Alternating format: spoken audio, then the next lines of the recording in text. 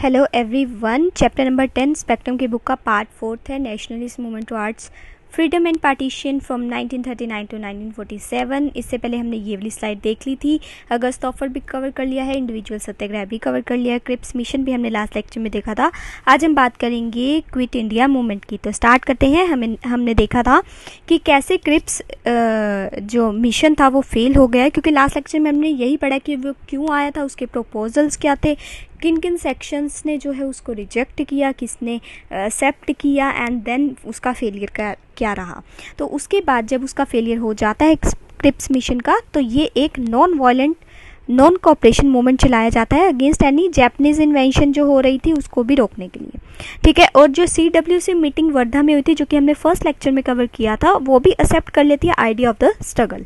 तो ये आपको एक याद रखना है कि ये एक non violent non cooperation movement है अगेंस्ट जो जैपनीज इन्वेंशन हो रही थी उसके अगेंस्ट भी था ये। ठीक है। और क्योंकि इंडिया यही डिमांड कर रहा था कि उसको इंडिपेंडेंस चाहिए, जो कि उसको नहीं मिल रही थी, इसीलिए क्विट इंडिया मूवमेंट जो है वो सामने आता है।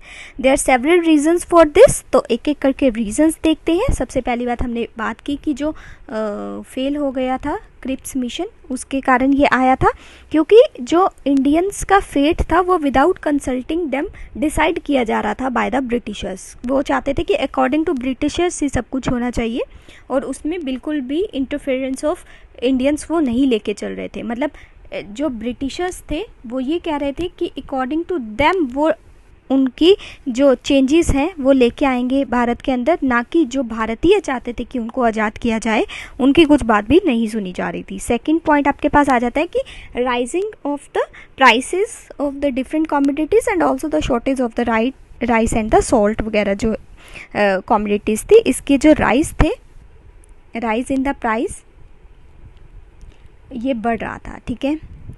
उसके बाद जो बंगाल एंड उड़ीसा जैसे एरियाज़ में जो था वो फेमाइन वगैरह भी काफ़ी आती थी, इसीलिए भी उनको भी नहीं मिल पा रहा था अनाज वगैरह, इसलिए भी ये स्टार्ट हो जाता है कि प्रॉपर डिस्ट्रीब्यूशन होना चाहिए। और दूसरी बात की जो news of the reverses suffered by the British in the South East Asia and the imminent British collapse enhanced popular willingness to give expression to discontent. Also the popular faith जो था in the stability of British rule वो भी धीरे धीरे कम होता चला गया, दैट पीपल वो withdrawing deposit from the bank and the post office. तो यहाँ पे तीसरी बात आ गई कि जो सेविंग्स कर रखी थी पीपल्स ने, ठीक है, उसको विड्रॉ करना शुरू कर दिया from banks and post office. And fourth point हमारे पास आ जाता है कि इसी मैनर के अंदर जो ब्रिटिश एक्सकवेट कर रहे थे from the East South East Asia leaving the subjects to their faith, जो कि प्रोवाइड करता था black road for Indian refugees and white road किसके लिए थी, यूरोपियंस के लिए। तो ये चीज़ जो है वो भारतीय को इतनी अच्छी नहीं लग रही थी कि आप ऐसे डिस्क्रिमिनेट नहीं कर सकते हैं, इसीलिए भी ये क्विट इंडिया मूवमेंट का जो है वो रीज़न बनता है स्टार्ट होने का। तो यहाँ पे 2 रोड्स जो है for blacks and whites, blacks Indians के लिए and white for the Europeans, तो इसको भी डिनाई करने के लिए बोला गया था एंड अगेंस्ट इट जो है ये स्टार्ट किया गया था। And the leadership wanted to condition the masses for the possible Japanese invention. Japanese invention जैसे कि हमने पहले ही बात की कि वो स्टार्ट हो गया था, तो उसके अगेंस्ट में भी ये स्टार्ट किया जाता है। अभी हम आगे बात करेंगे AICC मीटिंग की, जो कि ग्वालियर टैंक बॉम्बे में होती है, क्विट इंडिया मूवमेंट से रिलेटेड है। आज हम सिर्फ क्विट इंडिया मूवमेंट ही देखेंगे, तो सभी बातें जो है इसी से रिलेटेड होंगी। तो आई थिंक आपको ये स्लाइड समझ में आ गई होगी। अगर दोबारा से देखें तो एक बार फट से देख लेते हैं। Non violent non cooperation movement था अगेंस्ट जापानीज इन्वेंशन जो हो रही थी। ठीक है। और जो फेलियर हो गया था क्रिप्स मिशन का, ठीक है, ब्रिटिशर्स जो थे वो according to their own will जो है वो फेट डिसाइड करना चाहते थे इंडियंस का, लेकिन इंडियंस चाहते थे कि उनके अकॉर्डिंग चला जाए।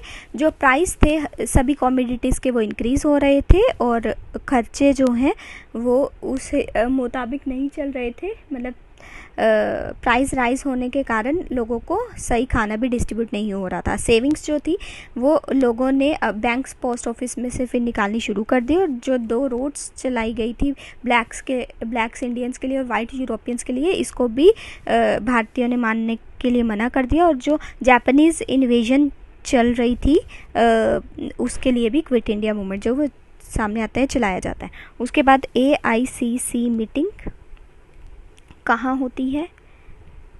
Gwalior tank, very important point, कहाँ पे? बॉम्बे में।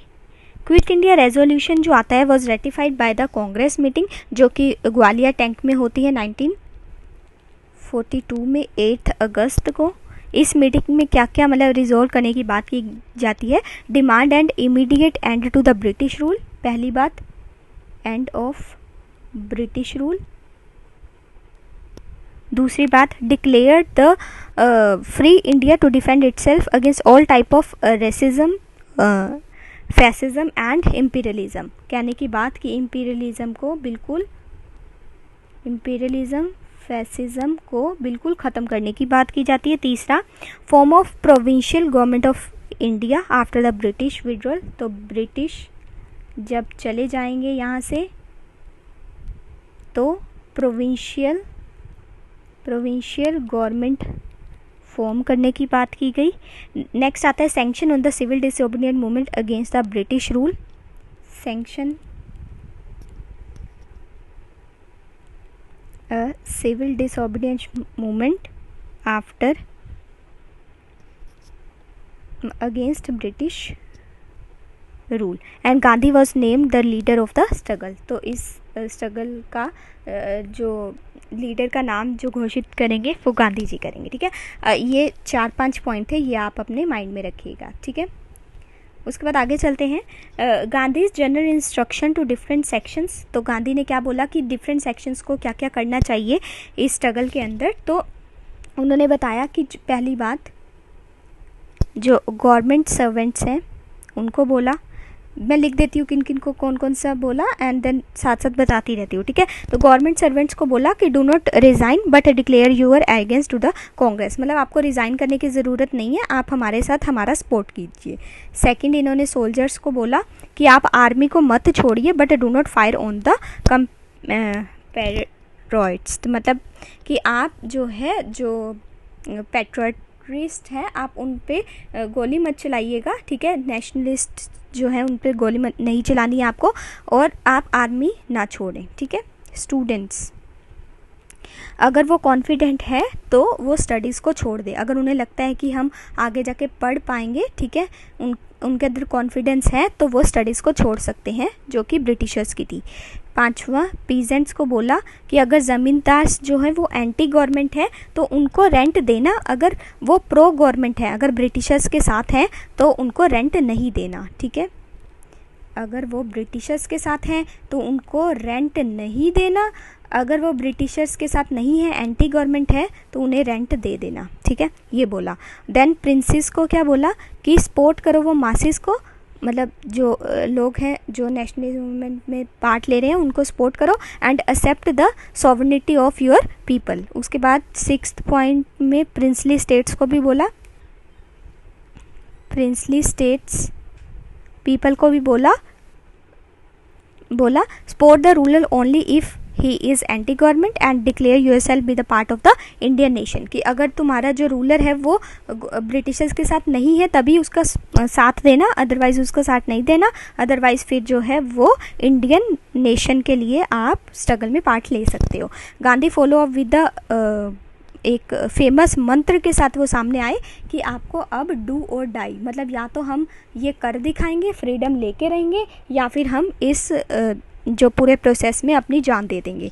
ठीक है, आइदर फ्री इंडिया और die in the attempt, we shall not live to see the perpetuation of our slavery. ठीक है, तो ये वर्ड थे गांधी जी के, very important slogan, it is learn this. And also अब हम बात करेंगे स्प्रेड ऑफ द मूवमेंट की कि ये कहाँ कहाँ चला। तो गांधी जी ने केयरफुली एक टेम्पो बिल्ट कर दिया था सिविल डिसोबीडिएंट मूवमेंट का, जो कि क्विट इंडिया मूवमेंट की बात चल रही है, ऑर्गेनाइजिंग रिवैम्पिंग एंड ऑल्सो एक प्रोपेगेंडा भी कैंपेन के लिए बना दिया था, किसने? गांधी जी ने। उसके बाद government was in no mood to either negotiate with the Congress और वेट फॉर द मूवमेंट कि वो ये लॉन्च कर दे। तो गांधी जी ने एक टेम्पो बना दिया था सिविल डिसोबीडिएंट मूवमेंट का, और साथ ही साथ में जो प्रोपेगेंडा था, प्रोपेगेंडा ऑफ कैंपेन, वो भी एक तरह से बना दिया था। लेकिन जो ब्रिटिशर्स थे ब्रिटिशर्स, उन्होंने निगोशिएशन की बात नहीं की, निगोशिएशन बिल्कुल भी करना नहीं चाहते थे। और उन्होंने क्या किया, जो टॉप लीडर्स थे ऑफ कांग्रेस, उनको 9 अगस्त को सुबह सुबह ही अरेस्ट कर लिया। ठीक है, और पीछे कौन रह गए, जो यंग जो बच्चे वगैरह जो पार्ट ले रहे थे, जो अपनी स्टडीज़ छोड़ के आए थे, ठीक है, यंग एंड मिलिटेंट एलिमेंट्स जो थे वो फिर रह गए, जो कि आगे ये क्विट इंडिया मूवमेंट को लेके चलते हैं। अब पब्लिक ऑन रैम्पेज में क्या आता है कि पब्लिक जो थी वो attack the symbol of authority hoisting national flag, उन्होंने अपने झंडे फैलाने शुरू कर दिए and forcefully on the public buildings and also the satyagrahi offer themselves up to arrest. जो दूसरे सत्याग्रही आ रहे थे वो भी अपने आप को अरेस्ट करी जा रहे थे कि लो आप हमें अरेस्ट कर दो। जो ब्रिज बनाए हुए थे उन्होंने, जैसे रिवर्स के ऊपर हो गया और दूसरे ब्रिजेस, उसको भी जलाना शुरू कर दिया। रेलवे ट्रैक्स जो थे, ठीक है, वो भी इन्होंने उखाड़ने शुरू कर दिए कि ट्रैक्स ही नहीं रहेंगे तो आप ट्रेड वगैरह कैसे करोगे, ट्रेनों में जब सामान ही नहीं इधर से उधर जाएगा, ठीक है, वो रिमूव करने शुरू कर दिए। टेलीग्राफ लाइंस जो थी वो कट करनी शुरू कर दी। उसके बाद ये सब जो ज़्यादातर हो रहा था ये यूपी एंड बिहार वाले रीजन में हो रहा था। स्टूडेंट्स जो थे उन्होंने स्कूल्स एंड कॉलेजेस में स्ट्राइक करनी शुरू कर दी और राइटिंग करनी शुरू कर दी, जो न्यूज़ शीट्स थी जो कि इलीगल थी, क्योंकि ये प्रेस पर भी रोक लगा देते थे ना, तो पत्रिकाज वगैरह, इलीगल न्यूज़ शीट्स जो थी पत्रिकाज वगैरह, उसके ऊपर भी इन्होंने लिखना शुरू कर दिया। And also workers went on strike in Ahmedabad, Bombay, Jamshedpur, Ahmednagar and Poona. उसके बाद अंडरग्राउंड एक्टिविटीज़ भी कुछ चलती है, अब उनके बारे में हम बात कर लेते हैं। ठीक है, तो ये काफ़ी इंपॉर्टेंट है, इसमें कुछ नेम्स आएंगे उनको आपको याद रखना है। तो अंडरग्राउंड एक्टिविटी में आपके पास जो सोशलॉजिस्ट थे, पहली बात socialist, forward bloc members, Gandhi ashramist, revolutionary, terrorists, आप मुझे कमेंट सेक्शन में बता सकते हैं ये कौन थे, and local organisation in Bombay, Poona, Satara, Baroda and कुछ और पार्ट्स जैसे गुजरात के, कर्नाटका, केरला, आंध्र, यूपी, बिहार, दिल्ली। ठीक है, इन सब जगहों पर अंडरग्राउंड एक्टिविटीज़ जो है वो हो रही थी। अब अंडरग्राउंड एक्टिविटीज़ में किन किन लीडर्स के, ये हमने ऑर्गेनाइजेशंस की बात की है कि कौन कौन सामने आया। अब लीडर्स जो कि बहुत इंपॉर्टेंट है, आप इनके नाम प्लीज़ नोट डाउन कर लीजिएगा। तो Ram Manohar Lohia, Jayaprakash Narayan, JP Narayan, Aruna Asaf Ali, Usha Sharma, very important name, Usha Sharma, Biju Patnaik, छोटू भाई पुरानिक,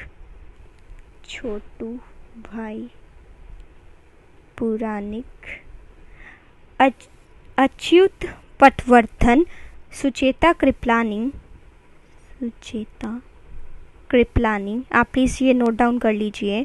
और आरपी गोयनका। और जो उषा शर्मा, जो कि मैंने आपको बताया था, ये रेडियो चलाती थी बॉम्बे से, very important.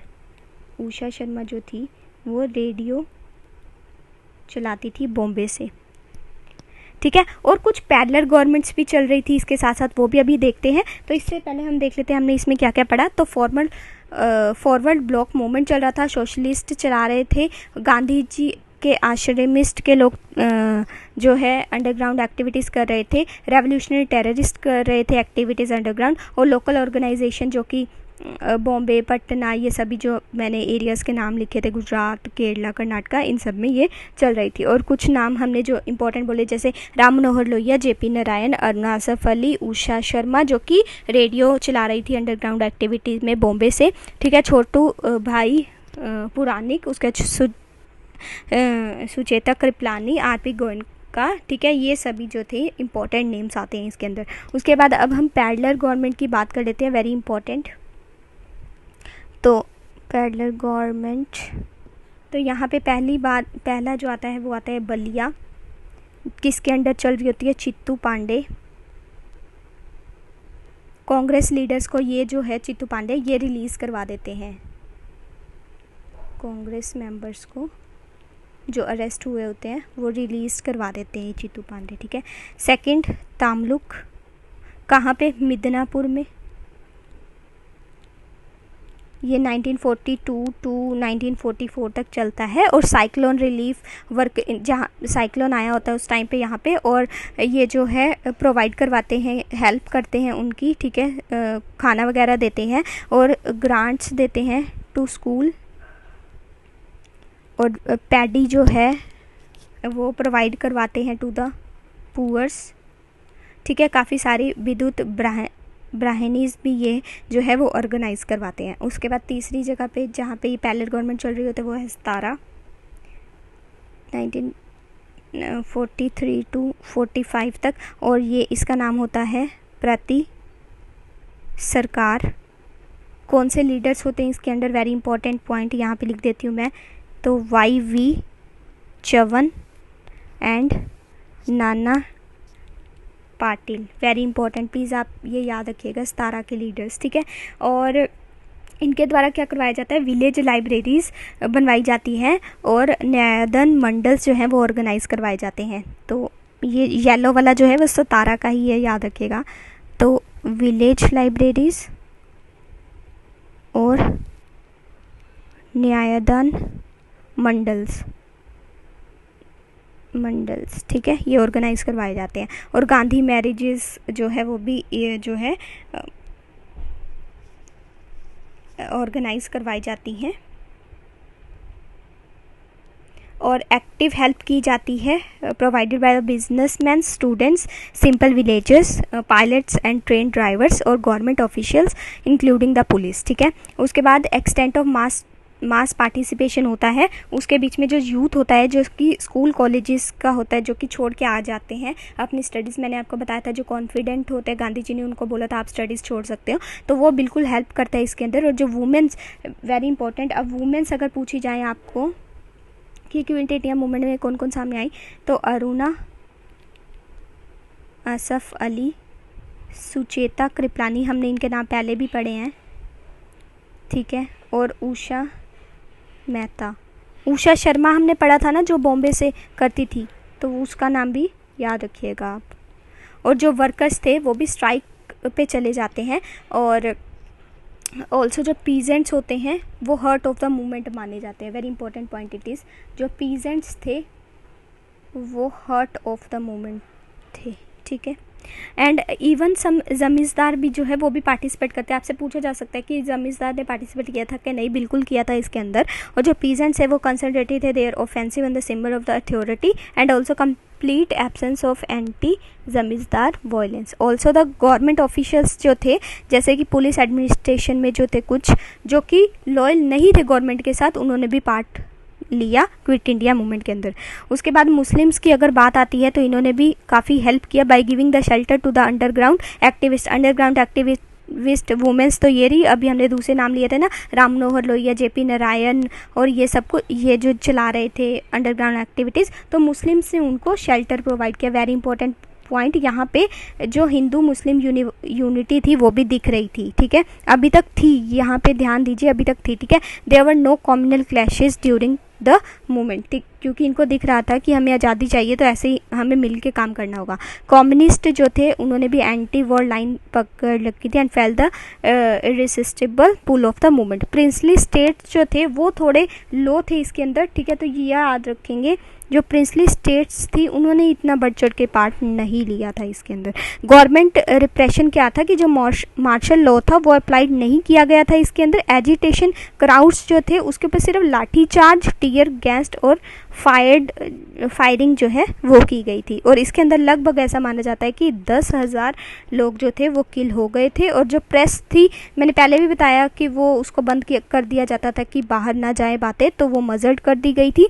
Military took over many cities, military आ गई थी काफ़ी सिटीज़ के अंदर। Police and secret service reigned supreme, और साथ ही साथ में लोगों के ऊपर फ्लॉगिंग भी की गई, ठीक है, कोड़े भी बरसाए गए थे।